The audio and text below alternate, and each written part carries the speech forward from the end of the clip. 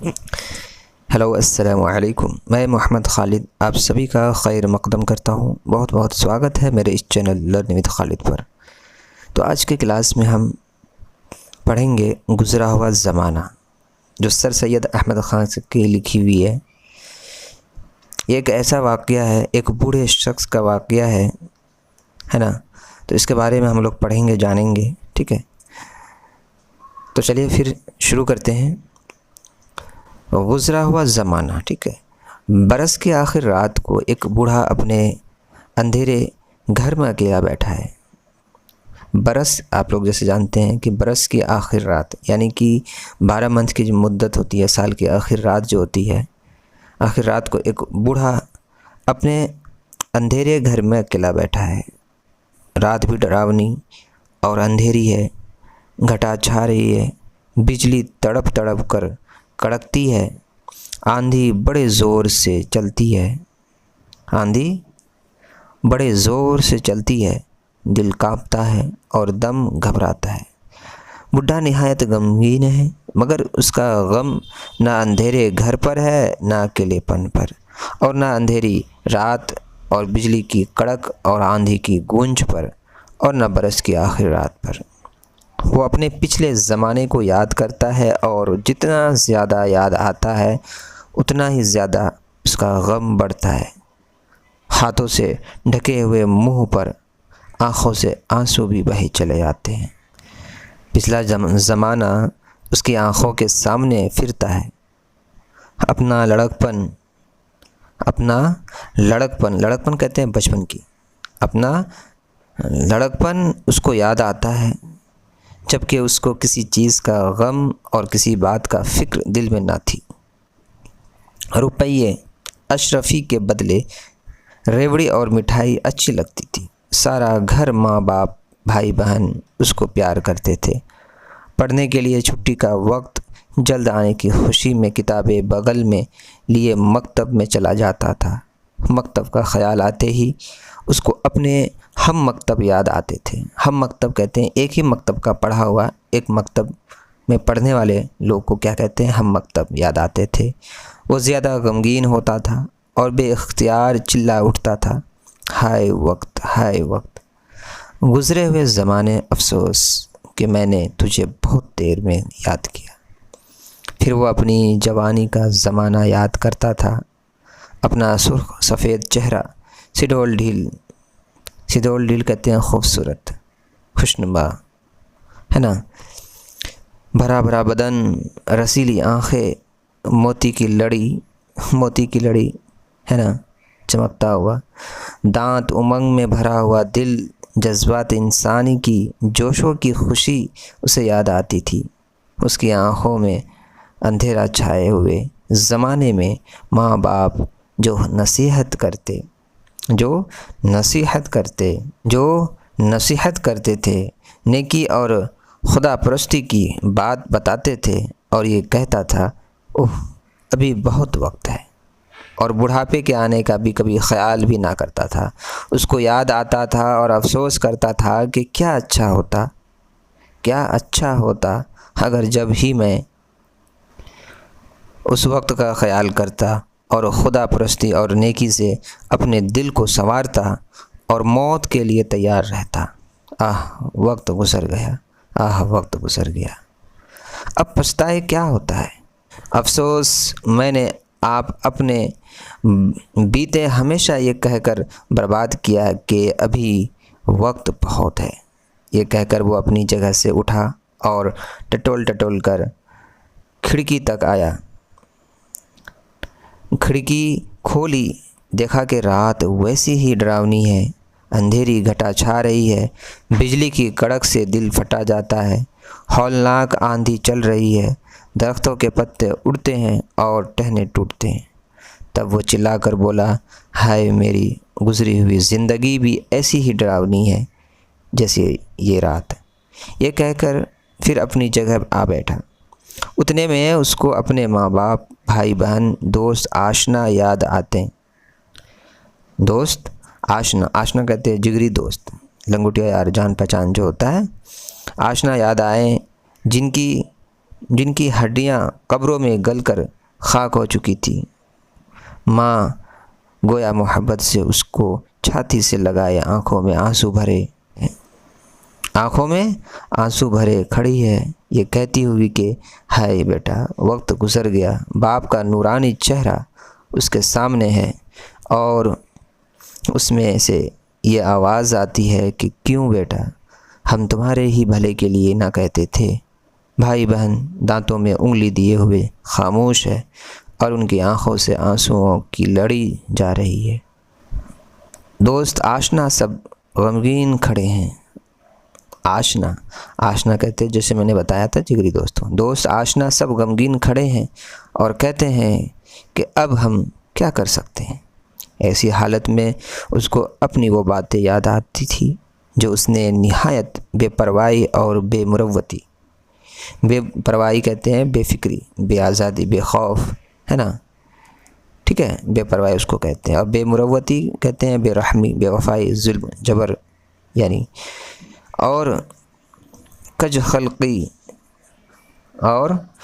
خلقی سے اپنے ماں باپ، بھائی بہن، دوست آشنا کے ساتھ برتی تھی۔ ماں کو رنجیدہ رکھنا، باپ کو ناراض کرنا، بھائی بہن سے بے مروت رہنا، دوست آشنا کے ساتھ ہمدردی نہ کرنا یاد آتا تھا، اور اس پر ان گلی ہڈیوں میں سے ایسی محبت کا دیکھنا اس کے دل کو پاش پاش کرتا تھا، یعنی پاش ٹکڑے ٹکڑے، ہے نا، ریزہ جس کو ہم کہتے ہیں، ہے نا، پاش کرتا تھا۔ اس کا دم چھاتی میں گھٹ جاتا تھا اور یہ کہہ کر چلا اٹھتا تھا کہ ہائے وقت نکل گیا، اب کیوں اس کا بدلہ ہو۔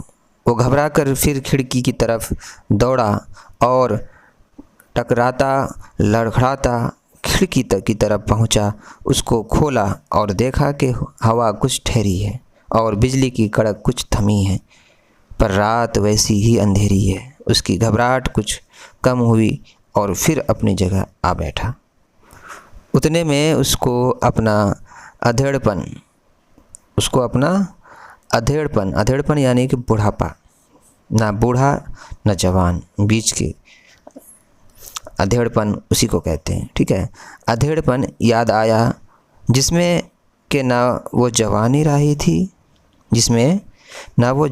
تھی اور نہ وہ جوانی کا جوبن کہتے ہیں شباب، اٹھتی جوانی، حسن و جمال، ہے نا، خوبصورتی نہیں رہی، نہ وہ دل رہا تھا اور نہ دل کے ولولوں کا جوش، ولولوں کہتے ہیں شوق، جذبہ، جوش کو کہتے ہیں، ہے نا۔ اس نے اپنی اس نیکی کے زمانے کو یاد کیا جس میں وہ بنسبت بدی کے نیکی کی طرف زیادہ مائل تھا، ہے نا۔ وہ اپنا روزہ رکھنا، نمازیں پڑھنی، حج کرنا، زکوٰۃ دینی، بھوکوں کو کھلانا، مسجدیں اور کنویں بنوانا یاد کر کر اپنے دل کو تسلی دیتا تھا۔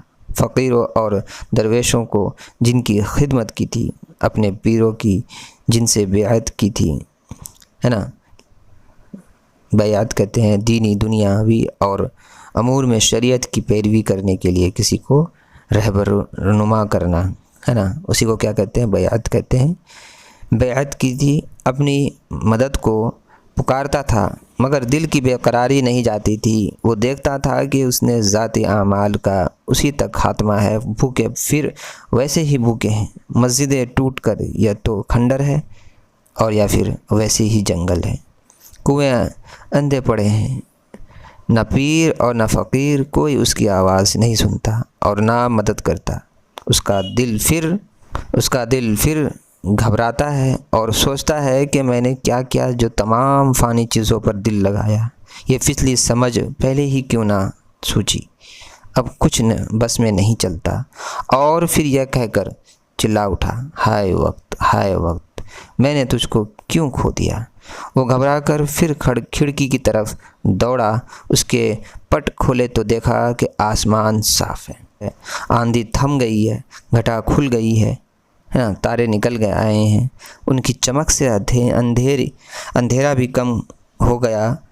وہ دل بہلانے کے لیے تاروں بھری رات کو دیکھ رہا تھا، یکایک اس کو آسمان کے بیچ میں ایک روشنی دکھائی دی اور اس میں ایک خوبصورت دلہن نظر آئی۔ اس نے ٹکٹکی باندھ اسے دیکھنا شروع کیا۔ ٹکٹکی کہتے ہیں تاکنا، گھورنا، کسی ایک طرف حیرت سے دیکھنے کو کیا کہتے ہیں؟ ٹکٹکی، ٹھیک ہے۔ ٹکٹکی باندھ اسے دیکھنا شروع کیا۔ جو وہ اسے دیکھتا تھا وہ قریب ہوتی جاتی تھی، یہاں تک کہ وہ اس کے بہت پاس آ گئی۔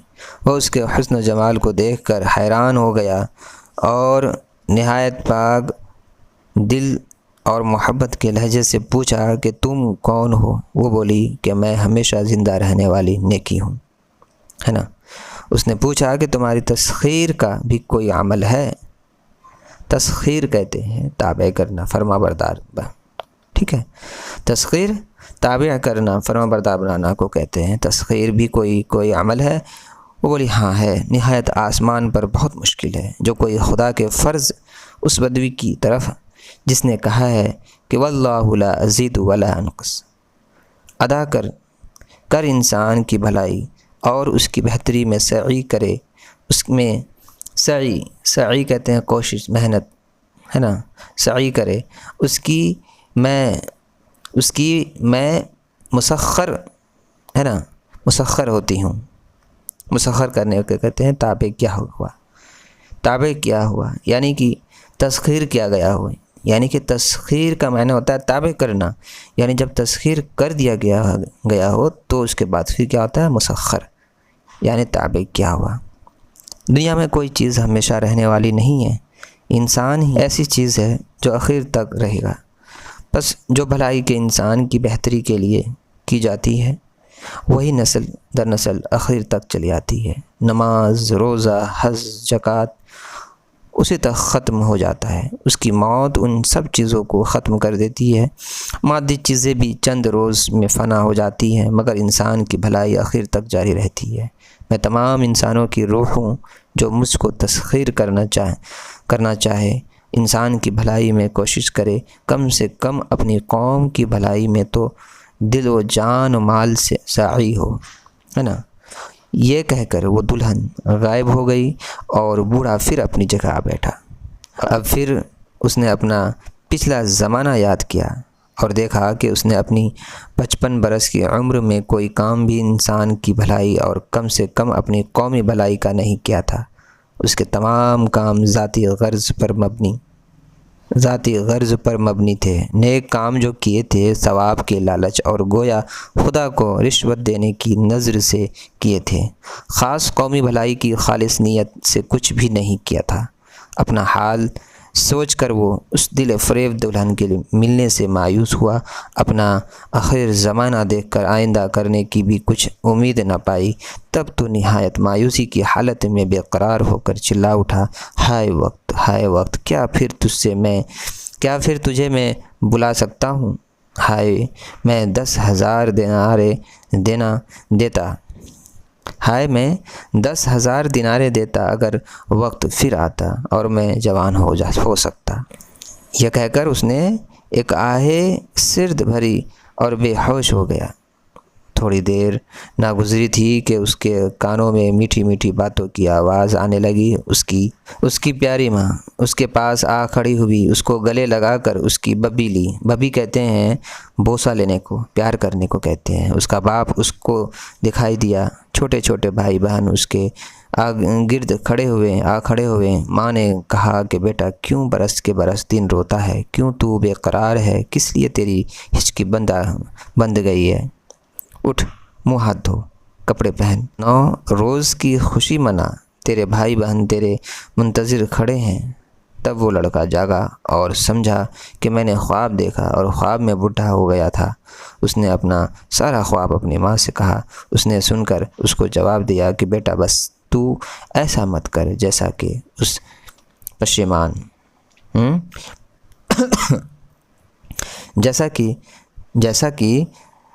پشیمان بوڑھے نے کیا، بلکہ ایسا کر جیسا تیری دلہن نے تجھ سے کہا، ٹھیک ہے۔ یہ سن کر وہ لڑکا پلنگ پر سے کود پڑا اور نہایت خوشی سے پکارا کہ او یہی میری زندگی کا پہلا دن ہے، میں کبھی اس بڈھے کی طرح نہ پچھتاؤں گا اور ضرور اس دلہن کو بیاؤں گا جس نے ایسا خوبصورت اپنا چہرہ مجھ کو دکھلایا اور ہمیشہ زندہ رہنے والی نیکی اپنا نام بتلایا۔ او خدا تو میری مدد کر، آمین۔ بس اے میرے پیارے نوجوان ہم وطنوں اور اے میری قوم کے بچوں، اپنی قوم کی بھلائی پر کوشش کرو تاکہ آخر وقت میں اس بڈھے کی طرح نہ پچھتاؤ۔ ہمارا زمانہ تو اخیر ہے۔ اب خدا سے یہ دعا ہے کہ کوئی نوجوان اٹھے اور اپنی قوم کی بھلائی میں کوشش کرے، آمین۔ یہ تھا سر سید احمد خان کا گزرا ہوا زمانہ، جو آپ لوگوں کے لیے جیٹیٹ والوں کے لیے یہ بہت ہی اہم تھا۔ یہ سلیبس کا ایک حصہ ہے اور 9 کلاس والے کے لیے بھی یہ بہت ہی ضروری ہے۔ تو باقی آپ لوگوں کو کہیں بھی پرابلم، کوئی بھی دقت، کوئی پریشانی ہو تو آپ مجھے کمنٹ کریں۔ باقی پھر ملتے ہیں اگلی ویڈیو میں۔ اللہ حافظ۔